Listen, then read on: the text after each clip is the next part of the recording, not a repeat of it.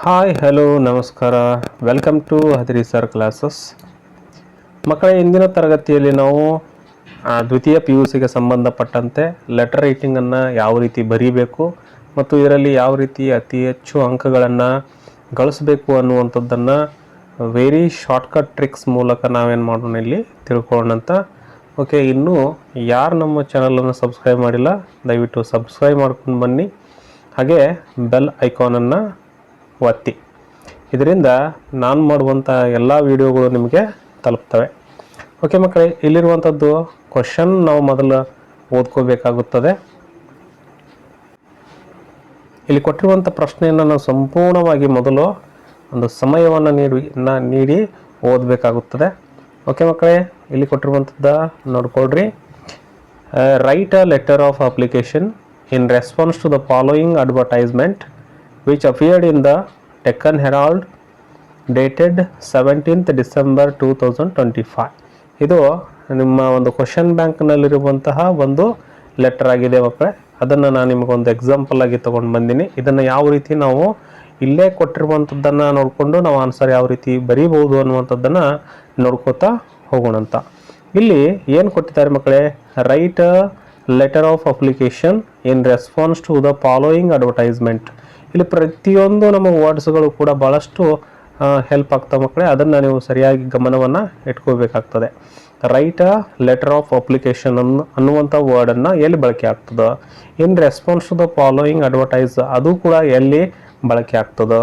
S, ಈ ರೀತಿ ನಾವು ಪ್ರತಿಯೊಂದು ಇಲ್ಲಿದೆ ತಗೊಂಡು ಏನು ಮಾಡ್ಬೋದು, ನಾವು ಹೆಚ್ಚು ಅಂಕಗಳನ್ನು ಗಳಿಸ್ಬೋದು. ಓಕೆ, ಹಾಗಿದ್ರೆ ನೋಡೋಣ. ಕೆಳಗಡೆ ಕೊಟ್ಟಿರುವಂಥದ್ದು ನೋಡ್ಕೊಳ್ಳಿ ಮಕ್ಕಳೇ.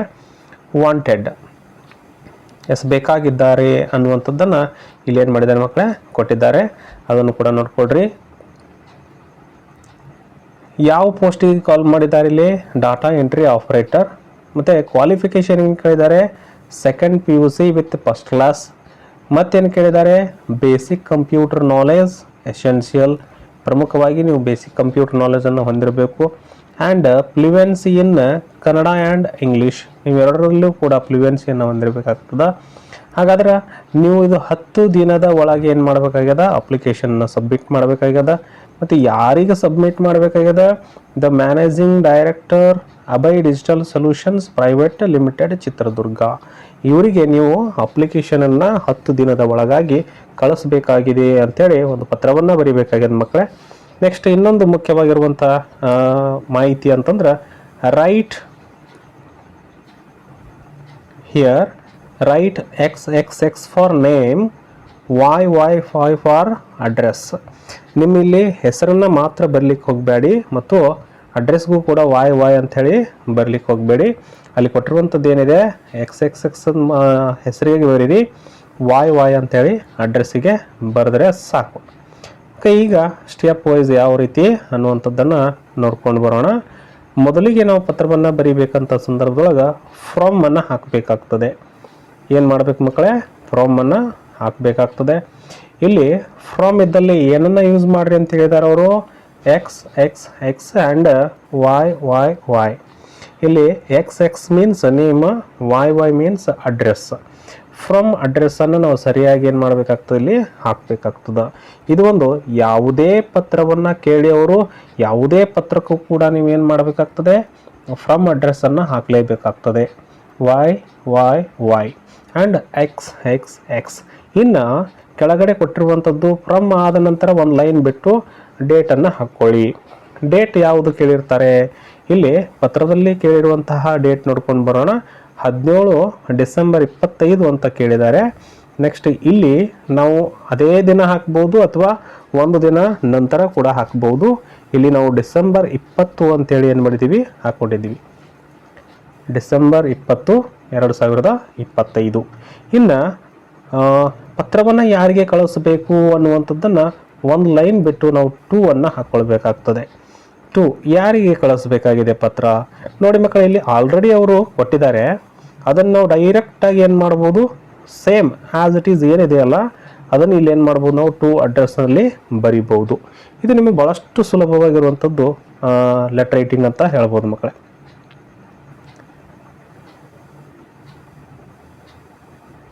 ಎಸ್, ನೋಡ್ರಿ ಇಲ್ಲಿ to the managing director Abhay digital solution private limited Chitradurga. ಯಾವತ್ತೂ ಕೂಡ ಪ್ಲೇಸ್ನ ಹೆಸರು ಕೊನೆಯದಾಗಿ ಬರೀರಿ. ನೆಕ್ಸ್ಟ್ ಟು ಕೆಳಗಡೆ the managing director, the principal, anything ಯಾವುದಾದ್ರೂ ಕೇಳಿದರೂ ಕೂಡ ಅಲ್ಲಿ ಏನು ಮಾಡಿರಿ, ಡೈರೆಕ್ಟ್ ಅಲ್ಲಿರುವಂಥದ್ದನ್ನೇ ಮಾಹಿತಿಯನ್ನು ಇಲ್ಲಿ ಬರೆದು ಬಿಡ್ರಿ.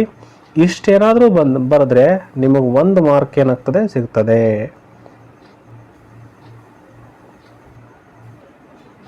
ನೀವಿಷ್ಟೇ ಸರಿಯಾಗಿ ಬರೆದ್ರೂ ಕೂಡ ನಿಮಗೆ 1 ಮಾರ್ಕ್ ಏನಾಗ್ತದೆ ನಿಮಗೆ ಸಿಗ್ತದೆ ಮಕ್ಕಳೇ. ಹಾಗಾಗಿ ಫ್ರಮ್ ಯಾವತ್ತೂ ಕೂಡ XXXYYY ಅಂತಲೇ ಬರೀರಿ. ಡೇಟ್ ಯಾವತ್ತೂ ಕೂಡ ಅಲ್ಲಿರುವಂಥ ಡೇಟು ಅಥವಾ ಅದಕ್ಕೆ 1 ದಿನ ಹೆಚ್ಚಿಗೆ ಹಾಕಿ ಬರೀರಿ, ಅಥವಾ ನಿಮ್ಮ ಪರೀಕ್ಷೆ ಇದ್ದ ದಿನಾಂಕವನ್ನು ಏನು ಮಾಡಿರಿ ಬರೀರಿ. ನೆಕ್ಸ್ಟ್ ಟು ಯಾವತ್ತೂ ಕೂಡ ಅವ್ರು ಕೊಟ್ಟಿರ್ತಾರೆ, ಅದನ್ನು ನಾವು ನೋಡಿಕೊಂಡು ಸರಿಯಾಗಿ ಹಾಕಬೇಕಾಗ್ತದೆ. ಓಕೆ, ಇಷ್ಟೇನಾದರೂ ಬರೆದಿದ್ದಾರೆ ನಿಮಗೆ 1 ಮಾರ್ಕ್ ಖಂಡಿತವಾಗಲೂ ದೊರೀತದೆ ಮಕ್ಕಳೇ. ಮುಂದೆ ಹೋಗೋಣ. ಇದಾದ ನಂತರ ನೆಕ್ಸ್ಟ್ ಸ್ಟೆಪ್ ಏನು? ಸಬ್ಜೆಕ್ಟ್. ಇದಾದ ನಂತರ ಏನು ಮಕ್ಕಳೇ? ಸಬ್ಜೆಕ್ಟ್ ಇರ್ತದೆ. ಸಬ್ಜೆಕ್ಟ್ ಆಲ್ರೆಡಿ ಅವ್ರು ಏನು ಮಾಡಿದ್ದಾರೆ, ನಿಮಗೆ ಪ್ರಶ್ನೆಯಲ್ಲೇ ಕೇಳಿದ್ದಾರೆ, application for the post of data entry operator. ಈ ಡಾಟಾ ಎಂಟ್ರಿ ಆಪ್ರೇಟರ್ ನಿಮಗೇನಾದರೂ ಸ್ಪೆಲ್ಲಿಂಗ್ ಗೊತ್ತಿಲ್ಲ ಅಥವಾ ಏನಾದರೂ ಮಿಸ್ಟೇಕ್ ಆಗ್ತಾ ಇತ್ತು ಅಂತಂದಾಗ ಆಲ್ರೆಡಿ ಅವರು ಮ್ಯಾಲ್ ಕ್ವಶನ್ನಲ್ಲಿ ಕೊಟ್ಟಿದ್ದಾರೆ. ಅದನ್ನು ನಾವೇನು ಮಾಡಬೇಕಿಲ್ಲಿ ತಂದು ಆ್ಯಸ್ ಇಟ್ ಈಸ್ ಅಲ್ಲಿರುವಂಥದ್ದನ್ನೇ ನಾವು ಇಲ್ಲಿ ಬರೀಬೇಕಾಗ್ತದೆ. Application for the post of data entry operator. ಇಷ್ಟು ಬರೆದ್ರೆ ಸಬ್ಜೆಕ್ಟ್ದು ಕೆಲಸ ಏನಾಗ್ತದೆ ಮಕ್ಕಳೇ ಮುಗಿತದ. ಇದಾದ ನಂತರ ನಾವು ರೆಫರೆನ್ಸನ್ನು ಬರೀಬೇಕಾಗ್ತದೆ. ಇದಾದ ನಂತರ ನಾವು ಸಲ್ಯೂಟೇಷನ್ಗಳನ್ನು ಬರೀಬೇಕಾಗ್ತದೆ. ರೆಸ್ಪೆಕ್ಟೆಡ್ ಸರ್ ಆರ್ ಮೇಡಮ್ ಅಂತೇಳಿ, ರೆಸ್ಪೆಕ್ಟೆಡ್ ಸರ್ ಆರ್ ಮೇಡಮ್. ಸರಿಯಾಗಿ ಇದೊಂದು ಫಾರ್ಮ್ಯಾಟ್ ನೋಡ್ಕೊಳ್ರಿ. From, date, to, then subject, then salutation, respected sir or madam. ಇದಾದ ನಂತರ ಏನು ಮಾಡಬೇಕು?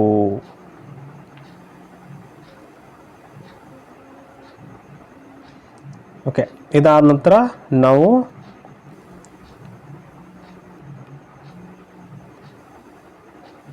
ಓಕೆ ಮಕ್ಕಳೇ, ಇದಾದ ನಂತರ ರೆಫರೆನ್ಸನ್ನು ಬರೀಬೇಕಾಗ್ತದೆ. Here with reference to your advertisement. ನಾವು ಇದನ್ನು ಮಾತ್ರ ಬೈ ಹಾರ್ಟ್ ಮಾಡಬೇಕು ಮಕ್ಕಳೇ. With reference to your advertisement published in or dated in the Deccan Herald dated 17th December 2025. ಇದಿಷ್ಟು ಮೇಲ್ಗಡೆ ಕೊಟ್ಟಿರುವಂಥದ್ದನ್ನೇ ನಾವು ಎಲ್ಲಿ ಏನು ಮಾಡಿದ್ದೀವಿ ಬರೆದಿದ್ದೀವಿ ನೋಡಿ ಮಕ್ಕಳಲ್ಲಿ. ಹಿಯರ್ ಎಲ್ಲ ಕೊಟ್ಟಿರುವಂಥದ್ದನ್ನೇ ನಾವೇನು ಮಾಡಿದ್ದೀವಿ ಇಲ್ಲಿ ಆ್ಯಸ್ ಇಟ್ ಈಸ್ ಬರೆದಿದ್ದೀವಿ. ಹಾಗಾಗಿ ಸರಿಯಾಗಿ ಅದನ್ನು ನೋಡ್ಕೊಳ್ಳಿ. ಮುಂದೆ ಎಸ್, I wish to apply for the post of data entry operator in your esteemed company. ಇದನ್ನು ಕೂಡ ನಾವೇನು ಮಾಡಬೇಕಿಲ್ಲಿ ಆ್ಯಡ್ ಮಾಡಬೇಕು, ಅಥವಾ ನೀವು ಜಸ್ಟ್ ರೆಫರೆನ್ಸ್ ಮಾತ್ರ ಬರೆದು ಕೂಡ ನಡೀತದೆ ಮಕ್ಕಳೇ. ಜಾಸ್ತಿ ಬರೀಬೇಕಂತ ಅವಶ್ಯಕತೆ ಏನಿಲ್ಲ. With reference to your advertisement published in the Deccan Herald dated 17th December 2025. ಇದಾದ ನಂತರ ನಾವೇನು ಮಾಡೋಣ, ಬಾಡಿ ಆಫ್ ದ ಲೆಟ್ರನ್ನ ಬರೀಲಿಕ್ಕೆ ಹೋಗೋಣ ಮಕ್ಕಳೇ. ಇಲ್ಲಿ ಭಾಳಷ್ಟು ಸಿಂಪಲ್ ಆಗಿರುವಂಥ ಮೆಥಡ್ ಇದೆ. ಭಾಳ ನೀವು ಅದನ್ನು ಸ್ಟ್ರೆಸ್ ಆಗಿ ತೊಗೊಳಿಕ್ಕೆ ಹೋಗಬೇಡಿ. ಭಾಳಷ್ಟು ಸಿಂಪಲ್ ಆಗಿರುವಂಥ ಒಂದು ಸ್ಟೆಪ್ ಇದೆ ನೋಡಿ.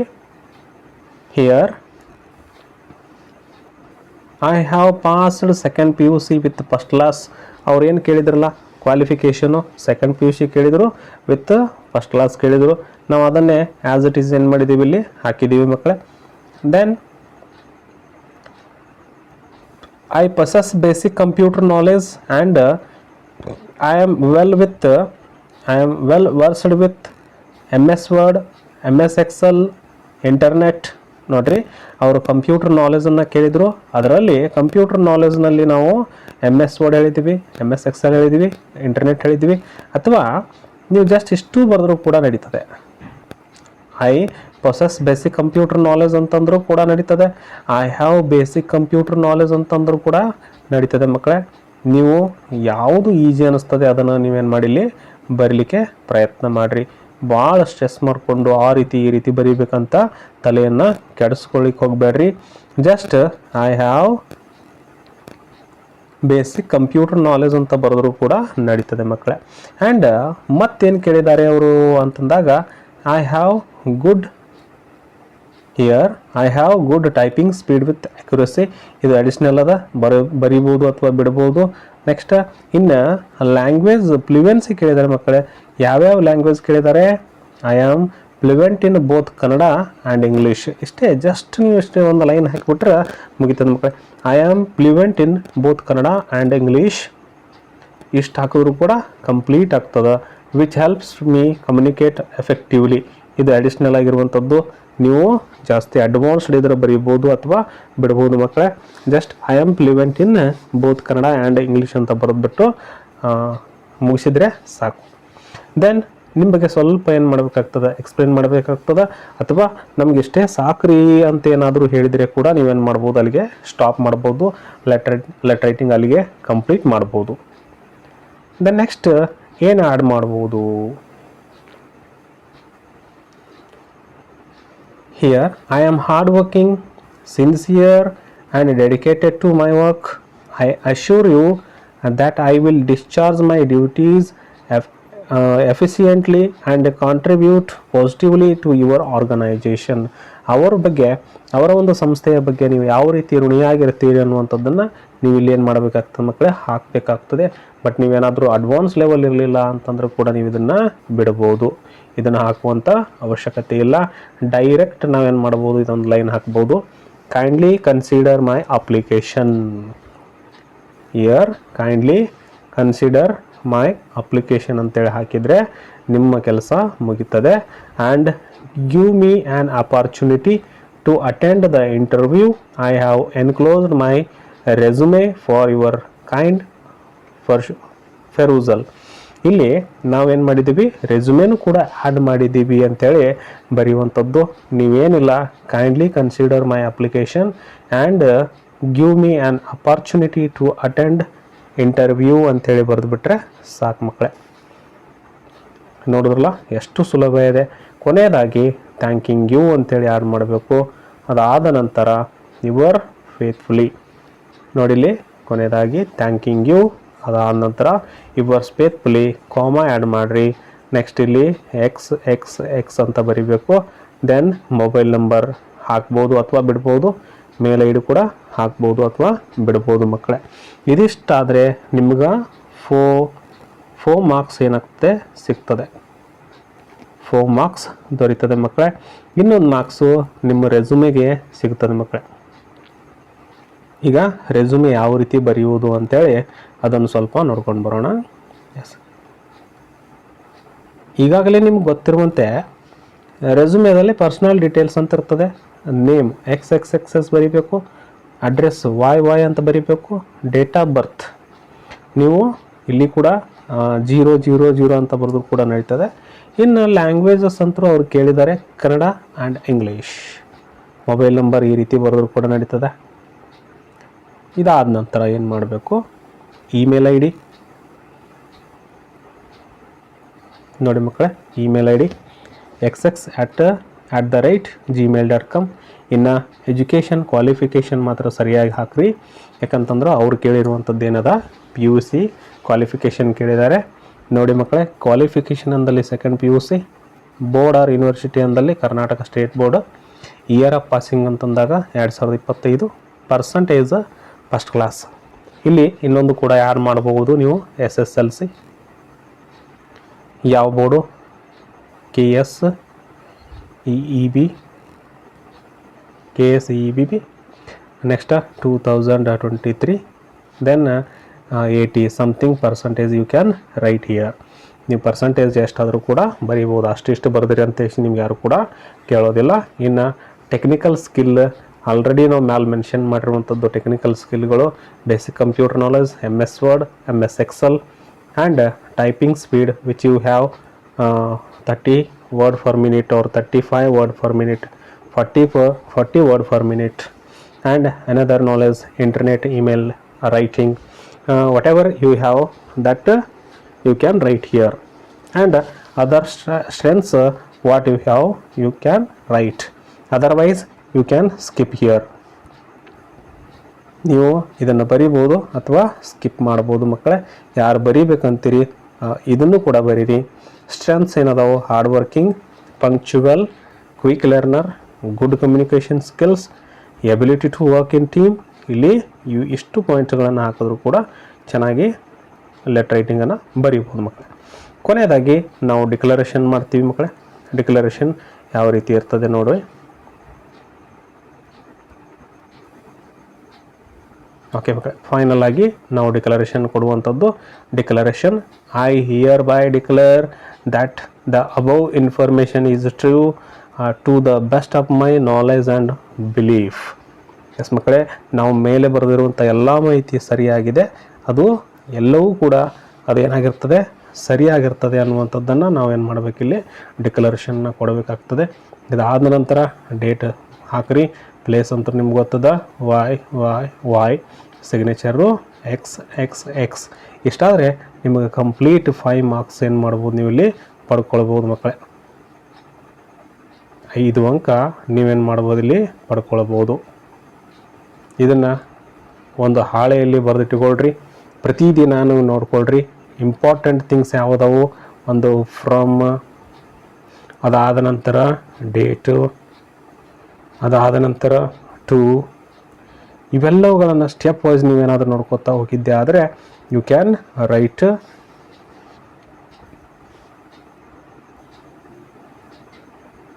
ಓಕೆ, ಇನ್ನೊಂದು ಸಾರಿ ರಿಕ್ಯಾಪ್ಸುಲೇಷನ್ ಮಾಡ್ಕೊಳ್ಳೋಣಂತ. ಇಲ್ಲಿ write a letter of application in response to the following advertisement which appeared in the the Deccan Herald dated 17th December. ಏನು ಕೇಳಿದ್ದಾರೆ? ಡಾಟಾ ಎಂಟ್ರಿ ಆಪರೇಟರ್ ಕೇಳಿದ್ದಾರೆ. ಎಸ್, ಕ್ವಾಲಿಫಿಕೇಷನ್ ಕೇಳಿದ್ದಾರೆ. Second PUC first class, basic computer knowledge, fluency in Kannada and English. ಎಲ್ಲಿ ಕಳಿಸ್ಬೇಕಾಗಿದೆ letter? The managing director Abhay digital solution private limited, Chitradurga. ಹೆಸರು ಏನು ಬರೀಬೇಕು? XXXS. Address ಏನು ಬರೀಬೇಕು? YY ಬರೀಬೇಕು. ಇದಿಷ್ಟು ನಿಮ್ಗೆ ಗೊತ್ತಿರಬೇಕು. ಓಕೆ, ಇದನ್ನು ನೀವು ಕಣ್ಣಲ್ಲಿ ಕೂಡ ಪ್ರಿಂಟ್ ಮಾಡ್ಕೊಂಡು ಇಟ್ಕೋಬೋದು. ಮೊದಲು ಫ್ರಮ್ ಕಣ್ಮುಚ್ಚಿ ಚೆಕ್ ಮಾಡ್ಕೊಳ್ರಿ. ಫ್ರಮ್, ಅದಾದ ನಂತರ ಡೇಟು, ಅದಾದ ನಂತರ ಟು, ಅದಾದ ನಂತರ subject, then salutation, next reference, body of the letter. ಇದಾದ ನಂತರ ಕೊನೆಗೆ ನಾವು ಏನು ಮಾಡ್ಬೋದು? ಫೈನಲ್ ಸ್ಟೇಟ್ಮೆಂಟ್ ಹೇಳ್ಬೋದು. ಕೈಂಡ್ಲಿ ಕನ್ಸಿಡರ್ ಮೈ ಅಪ್ಲಿಕೇಶನ್ ಅಂತೇಳಿ. ಇದಾದ ನಂತರ thanking you yours faithfully XXXYY ಅಂತೇಳಿ ಬರೆದ್ಬಿಟ್ರೆ ಲೆಟರ್ ಕಂಪ್ಲೀಟ್ ಆಗಿಬಿಡ್ತದೆ ಮಕ್ಕಳೇ. ಅದಾದ ನಂತರ ನಿಮ್ಗೆ ಗೊತ್ತಿರ್ತದೆ ರೆಸುಮೇದಲ್ಲಿ ನಾವು ಇಂಪಾರ್ಟೆಂಟ್ ಥಿಂಗ್ಸ್ ನೆನ್ಪಿಟ್ಕೋಬೇಕಾಗಿರುವಂಥದ್ದು. One thing, personal details, name, address, date of birth, language known, contact number, email ID. Then education qualification ನಿಮ್ಗೆ ಏನು ಕೇಳಿರ್ತಾರೆ ಅದರಷ್ಟೇ ಹಾಕ್ಬೋದು. ನೆಕ್ಸ್ಟ್ ಬೇರೆದು ಕೂಡ ಹಾಕ್ಬೋದು. ಎಜುಕೇಷನ್ ಕ್ವಾಲಿಫಿಕೇಷನ್ ಏನು ಕೇಳಿ ಸೆಕೆಂಡ್ PUC, ಯಾವ ಬೋರ್ಡು, ಯಾವ ಇಯರು, ಯಾವ ಕ್ಲಾಸ್ ಅನ್ನುವಂಥದ್ದು, ಪರ್ಸಂಟೇಜ್ 60, 80 ಏನಾದರೂ ಕೂಡ ನೀವು ಹಾಕ್ಬೋದು. ಟೆಕ್ನಿಕಲ್ ಸ್ಕಿಲ್ ಏನಾದರೂ ಇದ್ದರೆ ಅದನ್ನು ಕೂಡ ನೀವೇನು ಮಾಡಬೇಕು? ಆ್ಯಡ್ ಮಾಡಬೇಕು. Basic computer, MS word, MS Excel, typing speed. Then strengths ನಿಮ್ಮಲ್ಲಿ ಯಾವ ಇದಾವೆ ಅನ್ನುವಂಥದ್ದನ್ನು ಕೂಡ ಬರೀಬೋದು. ದೆನ್ ಲಾಸ್ಟ್ ಏನು ಮಾಡ್ಬೋದು? ನಾವು ಡಿಕ್ಲರೇಷನನ್ನು ನೀಡಿಕೊಂಡು ಡೇಟ್, ಪ್ಲೇಸ್ ಹಾಕಿ ಸಿಗ್ನೇಚರ್ ಮಾಡಿಬಿಟ್ರೆ 5 ಮಾರ್ಕ್ಸ್ ನೀವೇನು ಮಾಡ್ಕೋತೀರಿ ಮಕ್ಕಳಲ್ಲಿ ಪಡೆದುಕೊಳ್ತೀರಿ. You can get 5 marks. Okay, video ಇಷ್ಟ ಆಯಿತು ಅಂತ ಅನ್ಕೋತೀನಿ ಮಕ್ಕಳೇ. ತುಂಬ ಧನ್ಯವಾದಗಳು. ಇನ್ನು ಯಾರೂ ನನ್ನ ಚಾನಲನ್ನು ಸಬ್ಸ್ಕ್ರೈಬ್ ಮಾಡಿಲ್ಲ, ದಯವಿಟ್ಟು ಸಬ್ಸ್ಕ್ರೈಬ್ ಮಾಡ್ಕೊಳ್ಳಿ. ಮುಂದೆ ಬರುವಂಥ ಎಲ್ಲ ವಿಡಿಯೋಗಳನ್ನು ನೀವು ನೋಡ್ಬೋದು. ಧನ್ಯವಾದಗಳು.